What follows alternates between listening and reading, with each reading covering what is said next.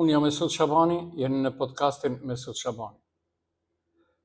Pse haroi Mickovski të uroj Shqipërinë për hapjen e grup kapitujve të fundit për BE?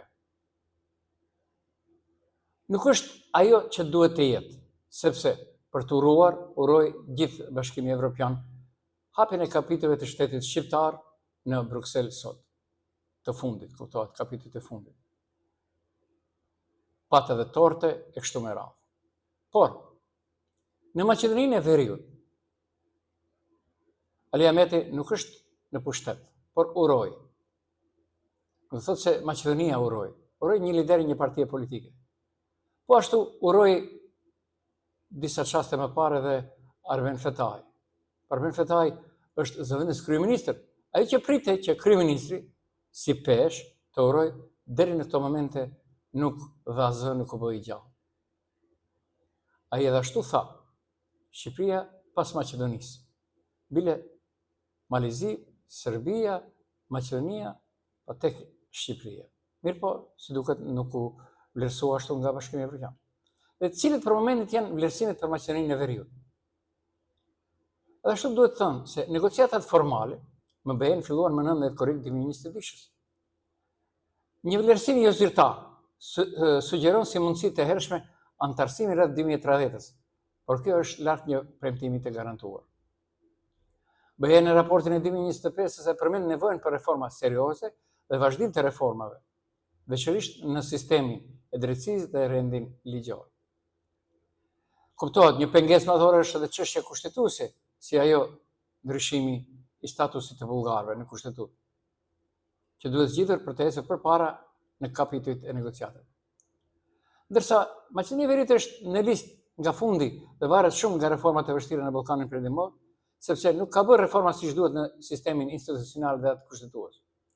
Një antarësim rreth 2030-s është i mundur nëse ka skenar optimist, por nuk është i sigurt. Cilët janë skenarët deri atëherë? Skenari më optimist thot për Maqedoninë e Veriut.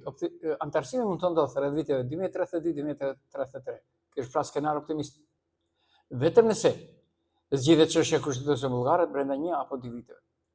Qeveritë e Maqedonisë, cilat do qofshin në vazhdim, mbajnë një linjë të qëndrueshme reformash dhe nuk do të ketë kriza të mbrëmshme politike apo etnike.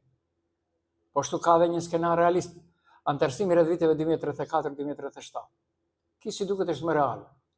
Edhe nëse hapet kushtetuta, kapacitetet administratës janë më të dobta se të asaj të Shqipërisë.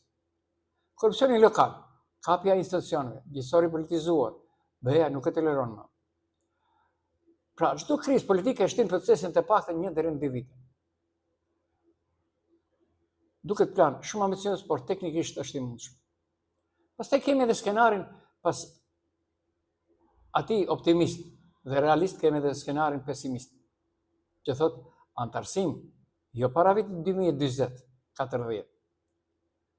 Dhe atë, nëse çështja me Bullgarinë ngec, politika vazhdon polarizimin ekstrem, BE fut standarde më të forta për zgjerim, cilët dalin si pengesa kur ti krahasosh në Maqedoni avantazhe apo ritëm të integrimit. Në Maqedoni si pengesë del statusi negociator, hapur dhe duke ecur në kapitull teknik, i bllokuar praktikisht nga çështja kushtetuese me bullgarët. Dhe del si pengesë kryesore korrupsioni në nivele të larta, reforma në drejtësi jo e plot. Pastaj çështja në Bullgarinë, plus polarizimi politik dhe institucionet e politizuara të kapura. Nuk ndodhen reformat në drejtësi, reformat e ngadalta dhe të varura nga politika. Korrupsioni është i përhapur në të gjitha nivelet shtetërore, lokal dhe atë administrativ republikan. Po ashtu, stabiliteti politik është shpesh në krizë. Ka ndryshime koalicionesh, për ndonjë liç ka edhe bojkot parlamentar.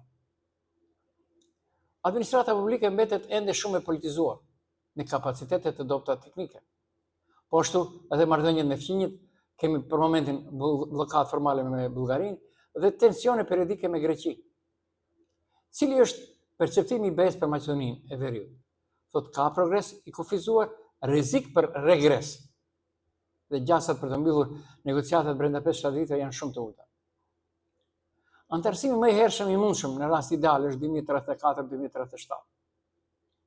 Maqedonia e Veriut është mbërthyer mes politikës së brendshme dhe presionit bullgar, plus dobësive të brendshme në institucion. Përmendëm reformat në gjithësor, institucionet e ndryshme kështu me radhë. Maqedonia e Veriut, edhe nëse punon mirë, varet nga një derë që nuk shqelet pa lejen e Bullgarisë. Cilet mund të jenë pluset dhe minuset e Maqedonisë së Veriut në këtë kohë? Maqedonia si plus se ka potencial të mirë ekonomik, nëse stabilizohet. Ka pasur disa reforma të rëndësishme në disa fusha. Nuk ka popullsi kushtetësisë e madhe, ka popullsi të vogël dhe kapitull më të menaxhueshëm. Integrimi ka mbështetje të gjithë shoqërore. Mund të jetë shpejt pas zgjidhjeve të bllokadës, cilët janë minuset.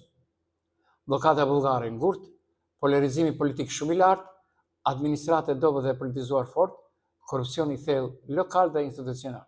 Dhe kuptohet shumë krizë politike. BE-ja nuk ka besim më në ritmin e reformave. Sa mund të jetë probabiliteti i hyrjes në BE? Ta thënë, para vitit 2033, llogaritet se mund të jetë probabiliteti 20%. Ndërsa, nëse ndodh antarësimi 2034-2037 që duket si skenar më realist, 50%. Nëse ndodh antarësimi pas vitit 2037-2040, skenar pesimist 30%. Nëse krizat politike vazhdojnë, polarizimi rritet, BE vendos kushte edhe më të ashpra.